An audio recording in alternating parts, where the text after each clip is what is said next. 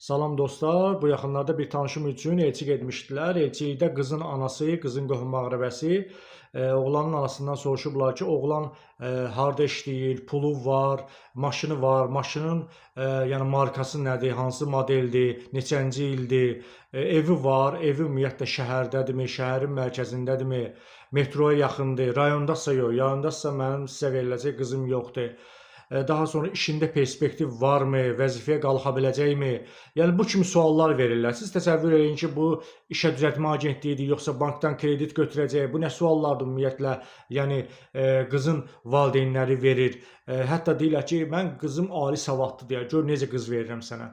Yəni boşanmaların səbəbkarı kimdir? Əlbəttə ki, valideynlər birinci növbədə. Bu insanlar bir-birini tanımır, bir-birinin xasiyyətinə bələd deyirlər, bir-birinin xarakterinə bələd deyirlər. Bu insanlar yəni bir-birini tanımalıdır. Ümumiyyətlə bunlar uyğunlaşırlarmı? Sabahları boşanacaqlar. Boşananda da oğlanın ailəsi başlayacaq səbəblər gətirməyə. Oğlan narkoman idi, oğlan avara idi, oğlan qumarbaz idi, oğlan şorgöz idi. Gündə bir qızla görüşürdü, gündə qızıma xəyanət eləyirdi, nə bilim, ailə saxlayan döyürdü. Gündə bir bəhanə uyduracaqlar. Yəni oğlanda min eyib, min yəni bəhanə gətirəcəklər oğlan üçün. Yaxşı, bu pis idisə, bu vaxtacan niyə araşdırıb bunun nəticələrini bilmədim, qızımı verdim və ən yüngülü də ki, budur ki, xasiyyətlər düz gəlmədi. Yaxşı, xasiyyətlər düz gəlməz də. Bunlar nə vaxt bir normal ünsiyyət qurdular, nə vaxt danışdılar, əvvəllər nişanlı olurdular, nişanlı olanda ümumiyyətlə danışırdılar, bir-birlərinə ünsiyyət qururdular və bu zaman bilinirdi ki, bunların xasiyyəti, xarakteri tutacaq, yoxsa yox. Yoxsa elə, hə, filan kəs yaxşıdır, imkanlıdır, pulu var, nə bilim,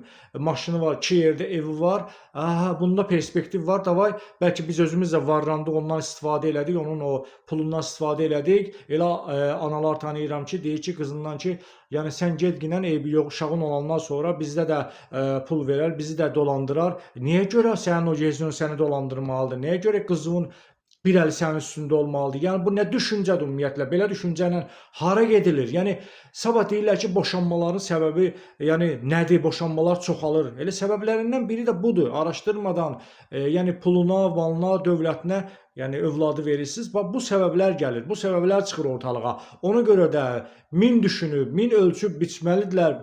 Ümumiyyətlə, yəni buraxmalıdırlar cavanların öhdəsinə ki, onlar özləri qərar versinlər.